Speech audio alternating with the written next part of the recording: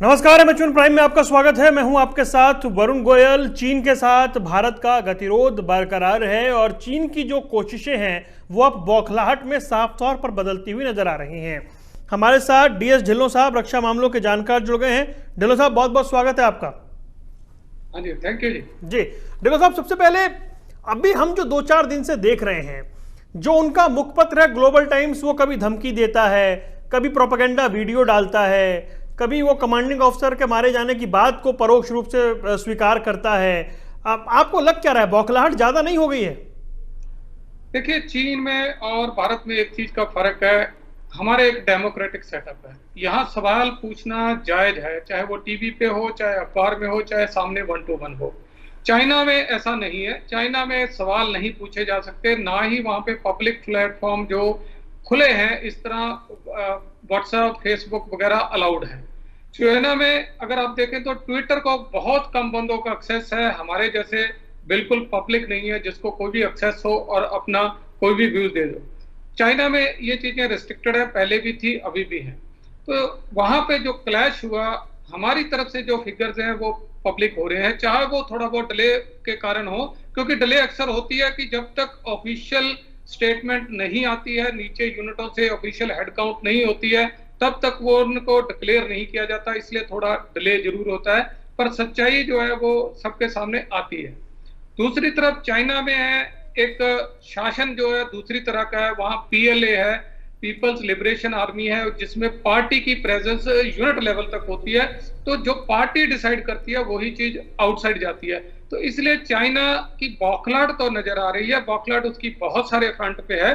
जैसे कोरोना के फ्रंट पे एक बार दोबारा बीजिंग में भी मामले आने शुरू हो गए हैं और 1200-1300 फ्लाइट वहां से कैंसिल हो रही हैं। तो बौखलाहट उसकी हर फ्रंट पे नजर आ रही है सामने जी।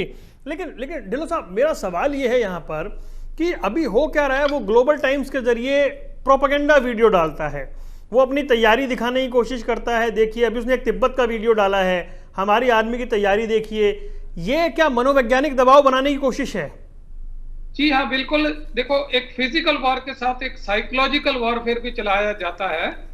अभी कुछ चैनलों पे जो उन्होंने, मोदी जी ने भी जब कहा कि हमने 1 इंच जमीन नहीं दी है और चाइना किसी जमीन पे नहीं आया, उनको उन्होंने चाइनीज नीचे टाइटल चला के वो वीडियो भी चलाई है। ये तो एक साइकोलॉजिकल वॉरफेयर है जो हर जगह वो चला रहा है कि देखिए हम कहीं नहीं घुसे हैं। पर कि जैसे जैसे खबरें ज्यादा डिटेल में आ रही हैं, ये बिल्कुल साबित हो गया है कि वहां पे जब 6 तारीख को बातचीत हुई थी, उसके बाद चाइना ने पीछे हटने का वादा किया था, वो नहीं हटे, बल्कि एक बार टेंट उखाड़ के दोबारा उन्होंने वहां हमारे इलाके में टेंट गाड़ ले, जिसको चेक करने के लिए हमारी पार्टी जो CO-16 बिहार के अंडर गई थी। वहां पे क्लैश हुआ। जब वो वापस आए, दोबारा हमारे लोगों ने जाके वहां हमला किया और ये बातें दोबारा की। उस रात जो है 15 तारीख की रात को 3 बार क्लैश हुआ, जो 7 बजे से शुरू हुआ, सुबह 4 बजे तक वो चलता रहा क्लैश। और अगले दिन ये चीजें धीरे धीरे जब कमांडर लेवल पे पहुंची है, बात मेजर जनरल लेवल पे पहुंची, तो धीरे धीरे फिर सेटलमेंट होनी शुरू हुई है।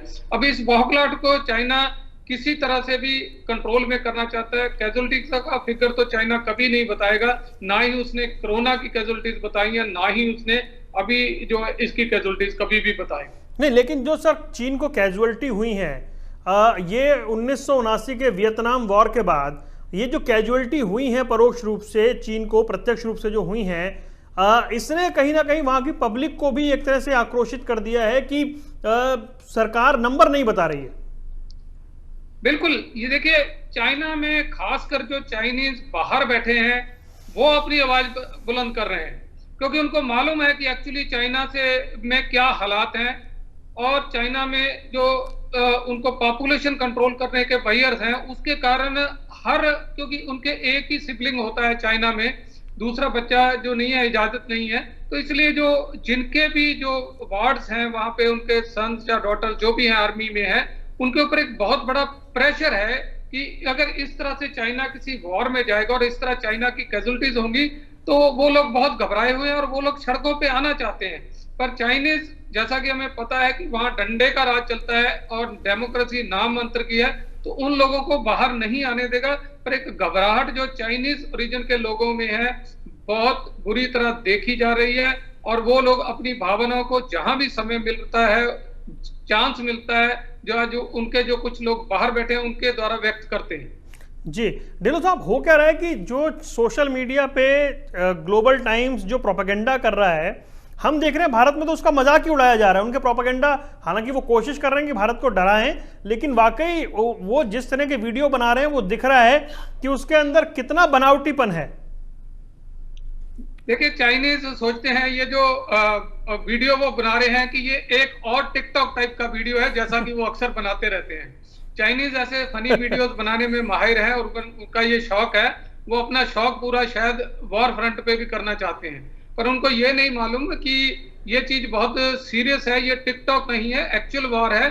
और इसमें जो कैजुअलिटीज हुई हैं, अगर भारत भी उसमें रेस्ट्रेन नहीं अपनी यूज करता तो ये और भी ज्यादा मामला बढ़ सकता था, क्योंकि बहुत ज्यादा उन्होंने जो हमारे कमांडिंग ऑफिसर पे हाथ डाला पहले, वो इनकी एक बहुत बड़ी भूल हुई। क्योंकि कोई भी यूनिट एक्सेप्ट नहीं करेगी कि उसके कमांडिंग ऑफिसर को इस तरह शहीद होना पड़े पूरी यूनिट के सामने। तो उससे जो दूसरी भी यूनिट थी वहां, उनमें भी रोष आया और एकदम से पूरे जो उस इलाके में यूनिट डिप्लॉयड थी वो सब एक्टिव हो गई और काफी अंदर तक जाके उन्होंने जहां जहां उन्हें चाइनीज की कोई पोस्ट या नजर आई वहां पे उन्होंने उनका नुकसान किया।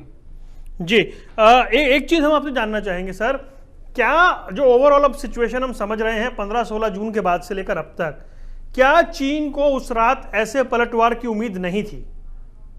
बिल्कुल, क्योंकि अभी ये बात बिल्कुल साफ हो गई है कि जो यूनिट वहां पे PP-14 में जो पेट्रोल पॉइंट है जो गलवान वैली से ऊपर जाके है वहां थी, उनसे सीओ भली बात थी परिचित थे। जब दोबारा वो टेंट गए तो बाबू साहब जब वहां गए तो वहां पे दूसरी यूनिट थी। इट मीन्स वहां पे कोई इंडक्शन हो चुकी थी। जो एक्सरसाइज के बाद स्पिल ओवर था मई में, वो वहां दूसरी यूनिट ले आए थे, वहां बिल्डअप हो रहा था। तो ये बात बिल्कुल क्लियर थी कि वहां पे चाइनीज अपना बिल्डअप शुरू कर रहे थे और अब उनको ये उम्मीद नहीं थी कि क्योंकि अक्सर देखा जाता है कि हम थोड़ा सॉफ्ट बिहेव करते हैं और वेट करते हैं कि चाइनीज थोड़ी देर बैठे और शायद वैसे वहां से चले जाएं। तो उनको ये लग रहा था कि हम ये हाइट पे जब बैठ जाएंगे यहाँ के तो इंडियन आर्मी रिएक्ट नहीं करेगी। पर उन्होंने जो गलती करी कि अटैक करने की, वो उनको भारी पड़ी, जिससे पूरी यूनिटों में एकदम रोष आ गया और उनको बाद में कंट्रोल करना पड़ा कि इससे आगे नहीं बढ़ना है, हमें LAC नहीं क्रॉस करनी है, नहीं तो ये मामला और बड़े हद तक जा सकता है। जी इस वक्त भारत के रक्षा मंत्री रूस में हैं, इसके स्ट्रेटेजिकली क्या मायने हैं? देखिए, एक तो वो S-400 गन के ऊपर में बातचीत होनी है, दूसरा वहां पे उनको इनवाइट किया गया है, बाकी सारी चीजें तो डिस्कस होंगी। जैसा कि रक्षा मंत्री ने क्लियर किया कि वो चाइनीज एनवॉय है जहां उसको नहीं मिलेंगे, क्योंकि ये उनके साथ बातचीत नहीं है। जो रशिया के साथ है, हमारे पुराने समझौते हैं और बहुत सारा इक्विपमेंट हमारे पास रशियन है, तो हमारी जो मित्रता रशिया के साथ है वो एक डिफरेंट लाइंस पे है और जो इक्विपमेंट है हमारे पास उनका ऑलरेडी है, तो उसको अपग्रेड करने, नया प्रोक्योर करने के लिए ये लगातार एक चलती हुई कार्रवाई है। जी सर, यहाँ से क्या, यहाँ से घंटों घंटों बातचीत हो रही है और वापस 5 जून से पहले की स्थिति बहाल हो, ये भारत ने बड़े साफ साफ शब्दों में कहा है। चीन की ओर से बार बार 2 स्टेटमेंट आते हैं। एक स्टेटमेंट यह आता है कि तनाव को खत्म करने की पूरी कोशिश कर रहे हैं, दोबारा ऐसी कोई झड़प ना हो ये सुनिश्चित कर रहे हैं। फिर उनका ग्लोबल टाइम्स लिख देता है कि गलवान वैली हमारी है और हम अपनी संप्रभुता से समझौता नहीं करेंगे। ये 2 तरह के एजेंडे वहां से चल रहे हैं। जी हाँ, बिल्कुल। देखिए, कुछ एजेंडे जो वहां पे हैं, जो एक सरकार का वर्षन होता है, वो इंटरनेशनल मीडिया या इंटरनेशनल ओपिनियन को ध्यान में रख के चलाया जाता है। एक जो कुछ न्यूज़पेपर्स का मीडियम है जो वहां पे ज्यादा पढ़े जाते हैं, उनका जो एजेंडा होता है अपनी पब्लिक को खुश करने के लिए चलाया जाता है, उसको बाहर के रिलेशन से मतलब नहीं है। ग्लोबल टाइम्स भी कुछ ऐसी न्यूज जो लगा रहा है, कुछ ऐसे ट्वीट्स भी लगा रहा है, क्योंकि वो सिर्फ अपनी पब्लिक लिए टारगेट कर रहे हैं, पर वो ये नहीं समझ रहे कि ये एक ग्लोबल मीडिया है, ओपन सोर्स है, ओपन पब्लिक प्लेटफॉर्म है। यहाँ पे जो कुछ भी पोस्ट होता है वो हर किसी को दिखता है। तो उससे इनका धीरे धीरे जो एक तरह से मजाक बन रहा है कि एक तरफ सरकार कुछ बोल रही है, एक तरफ ग्लोबल मीडिया जो उनका चैनल है वो अलग बोल रहा है। तो दोनों में कोई कोऑर्डिनेशन या तो नहीं है, या ये जानबूझकर जो है ऐसे उल्टे सीधे बयान देके कंफ्यूजन क्रिएट करने की कोशिश है। अभी देश की कई राज्य सरकारों ने चीन के साथ कुछ जो प्रोजेक्ट हैं उन पर रोक लगा दी है। अभी खबर आ रही है कि चीन से टायरों के आयात पर भी रोक लगेगी, या जिस तरह से भी चीजें सामने आ रही हैं, इसका इम्पैक्ट क्या है कि भारत अब हर तरीके से चीन को घेरेगा और चीन के साथ अब पहले जैसे संबंध बिल्कुल सामान्य नहीं होंगे? देखिए, बिल्कुल बात स्पष्ट है, चीन के साथ संबंध जो सामान्य नहीं रहेंगे, ये क्योंकि एक बहुत बड़ी घटना है। दूसरा, चीन के सामान की बायकॉट है, वो शायद फिलहाल अभी संभव नहीं होगा, क्योंकि एक सामान हम डायरेक्ट तौर पे खरीदते हैं, एक इनडायरेक्ट तौर पे। चीन ने जो सस्ता सामान की जो टेक्निक शुरू करी है, हर चीज सस्ते से सस्ता बनाना, उसने वर्ल्ड मार्केट को बहुत अफेक्ट किया। सिर्फ भारत नहीं, यूएसए भी इससे अफेक्टेड है, क्योंकि अब बहुत सारे जो इलेक्ट्रॉनिक कंपोनेंट हैं, टेलीकम्युनिकेशन के कंपोनेंट हैं, उनमें जो चाइनीज कंपोनेंट यूज होते हैं, जब ये जैसे मोबाइल्स में चाइनीज स्क्रीन यूज हो रही है, तो ये छोटे छोटे कंपोनेंट बेस्ड जो प्रोडक्ट है, उनको शायद पूरी तरह से रोकना मुश्किल नहीं होगा तब तक कि हम और ये डेवलप ना कर ले। और इसके लिए लगता है जब डेवलप करेंगे टाइम लगेगा और उसके लिए रिसोर्सेज लगेंगे और उसके लिए उतनी टेक्नोलॉजी चाहिए। तो जो मोटे मोटे प्रोडक्ट हैं, देखिए चाइना का बाइकॉट आइटम का सड़क पे करना आज कोई टीवी फेंक के नहीं हो सकता है, क्योंकि जो हमने खरीद लिया वो हमारा है, वो चाइना को तो पैसा मिल गया है, वो अब प्रोडक्ट चाइना का नहीं है। जो हम खरीद चुके हैं उसको तोड़ने से चाइनीज को कोई इफेक्ट नहीं होगा। चाइनीज को इफेक्ट होगा कि जब हम और इंपोर्ट ना करें और उनकी जो हमारी इंडस्ट्री है उसकी डिपेंडेंस चाइनीज पे घटाएं और अपनी इंडस्ट्री को कॉम्पिटिटिव जो सहूलतें देके उस लेवल पे लाएं कि उस कॉस्टिंग में वो वैसा प्रोडक्ट बना के मार्केट में डालें। इससे हम सिर्फ भारत ही नहीं, ग्लोबल मार्केट में भी हम चाइना का काउंटर कर सकेंगे। जी, मतलब ये आप ये कह रहे हैं कि ये एक लॉन्ग प्रोसेस है, अगर हमें इस क्षेत्र में लड़ना है तो लंबी लड़ाई लड़नी पड़ेगी। जी हाँ, बिल्कुल दुरुस्त बात है, लंबी लड़ाई लड़ी जाएगी और दृढ़ता के साथ लड़ी जाएगी। सिर्फ जो दिवाली की लाइटें बाइकआउट करके चाइनीज प्रोडक्ट का नहीं होगा, क्योंकि वो ऑलरेडी किसी इंपोर्टर ने लाके बाजार में डाल दी हैं, और अगर हम छोटे दुकानदार को हिट करेंगे उससे, उसकी नहीं खरीदेंगे, तो चाइना को कोई फर्क नहीं पड़ेगा, हमारे दुकानदारों को पड़ेगा। इंपोर्ट को हमें को घटाना होगा, टोटल बैन लगाना होगा, और डिपेंडेंस जैसे कंपोनेंट्स में है, किसी भी इंस्ट्रूमेंट में जो चाइनीज कंपोनेंट है, जैसे एलईडी है, सोलर पैनल है, और यहाँ तक कि अभी हमने जो सुरक्षा जैकेट भी, जो बुलेट प्रूफ जैकेट भी है, उसका मटेरियल भी हमने चाइना से लिया है। तो हमें ये डिपेंडेंस घटानी होगी। डिपेंडेंस तभी घटेगी जब हमें सेम कॉम्पिटिटिव प्राइस पे हमारी इंडस्ट्री या कोई दूसरी इंडस्ट्री वो चीज सप्लाई कर सके। जी, अब मैं एक चीज आपसे समझना चाहूंगा, अभी जापान ने बैलिस्टिक मिसाइलें तैनात की और चीन ने जबरदस्त विरोध किया। जो अमेरिका के युद्धपोत हैं उसको लेकर चाइना ने नाराजगी जाहिर की। जो ताइवान में अभी विरोध हो रहा है, जो हांगकांग में विरोध प्रदर्शन चल रहा है, जो भारत के साथ तल्खी है, ऑस्ट्रेलिया के साथ रिश्ते खराब हुए हैं, क्या चीन की ये जो स्थिति है इससे पहले कभी देखने को मिली है? देखिए, चीन के लगातार रिश्ते जो अपने पड़ोसियों से खराब हो रहे हैं, चाहे वो ताइवान हो, हांगकांग हो, भारत हो, मलेशिया हो, नेपाल हो, एक पाकिस्तान को छोड़ के उसके रिलेशन सभी के साथ खराब हो रहे हैं। पाकिस्तान का ऐसा है कि पाकिस्तान एक बैंकरप्ट कंट्री है, जहां चाइना अपना ऑयल पंप कर रहा है। चाइना बॉर्डर पोर्ट तक अपनी रोड जो है पाकिस्तान के अंदर से लेके जा रहा है, उसको वहां पे पाकिस्तानी लेबर की जरूरत है, और अपना जो पोर्ट तक का लिंकेज है ट्रेड का, वो उसको पाकिस्तान के साथ रखना है। इसलिए एक सिवाय पाकिस्तान बाकी किसी भी कंट्री के साथ चाइना के रिलेशन अभी अच्छे नहीं है। मेजर सेटबैक जो हुआ उसका अभी भारत के साथ हुआ है, यूएसए के साथ कोरोना के ऊपर में मेजर सेटबैक है, यूके के साथ में है, इटली के साथ में है, जहां की उसने बिल्कुल थर्ड रेट जो मास्क और सैनिटाइजर और ये सारे वेंटिलेटर भेजे हैं। तो हर जगह उसने अपनी रिलेशन खराब करी है, और हर जगह आज वर्ल्ड में लोग कोरोना के कारण चाइना को कोस रहे हैं, क्योंकि इसका ओरिजिन चाइना था, और टाइम रहते अगर ये बताया होता, रिस्ट्रिक्शन चाइना ने लगाई होती, तो शायद आज जो वर्ल्ड है इस दौर से ना गुजर रहा जिससे गुजर रहा है कोरोना के बाद। जी, ऐसे में जब ये सारी बातें हो रही है ढिल्लों साहब, तो क्या भारत के साथ ये विवाद, जब 5 लाख करोड़ से ऊपर का बिजनेस है चाइना का, ऐसे में ये विवाद क्या इसलिए किया गया कि जो अटेंशन है वो डाइवर्ट हो, या फिर उसे ये डर है कि जो भारत का निर्माण हो रहा है उन इलाकों में जहां 60-70 साल से नहीं हुआ, वो उसको तकलीफ दे गया? देखिए, दोनों चीज है। निर्माण तो हम कर ही रहे हैं। जो डीबीओ की रोड है वो पब्लिक है कि बहुत सालों से बन रही है, पर वो रोड जो हमारी लाइन ऑफ एक्चुअल कंट्रोल के पैरेलल जाती है, तो उसको कोई ज्यादा कष्ट उससे नहीं था। वो सिर्फ गलवन हाइट से अपनी ऑब्जर्वेशन उसके ऊपर रखना चाह रहा है कि इस पे क्या मूवमेंट हो रही है और इस पे क्या क्या आगे चीजें मॉर्बर्ड हो रही हैं। अब उसको तकलीफ क्या हुई है, जो सहायक रिवर जहाँ पे गलवन वैली से गलवन रिवर आके मिलता है, वहां से हमने जो PP14 की तरफ को एक रोड बनाना शुरू किया। अभी रिसेंटली हमने ब्रिज कंप्लीट किया जो सहायक रिवर के ऊपर है। बहुत जल्दी उसको कंप्लीट करके हम दूसरी साइड पहुंच गए। तो अब हम चाइना की तरफ मूव करना शुरू हो गया है। तो वो उसको एक खतरे की घंटी है कि अगर हम infrastructure line of actual control की तरफ बढ़ाएंगे तो वो उसको लग रहा है कि हम और ज्यादा जो बॉर्डर के पास अपनी फोर्सेस जल्दी से जल्दी ला सकेंगे। वो एक बड़ा पॉइंट है। दूसरा पॉइंट है कि अटेंशन अभी सारे वर्ल्ड की कोरोना के कारण चाइना के ऊपर है। तो एक मुद्दा चाहिए थोड़ा बहुत किसी साइड अटेंशन डाइवर्ट करने को, और वो उसने ये बॉर्डरी डिस्प्यूट जो है बाकी कंट्रीज के साथ, भारत के साथ एक बॉर्डर इश्यू का डिस्प्यूट चला के वो उस मुद्दे से भी ध्यान जो भटकाना चाहता है।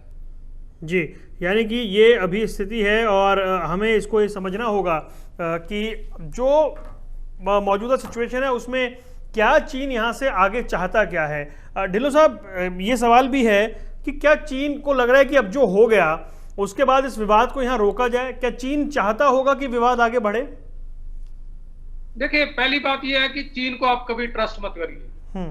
ये हमारा दुश्मन है, दुश्मन था और दुश्मन रहेगा। जितनी बार भी हमने चाइना को ट्रस्ट किया है हमें धोखा हासिल हुआ है और हमारा नुकसान हुआ है।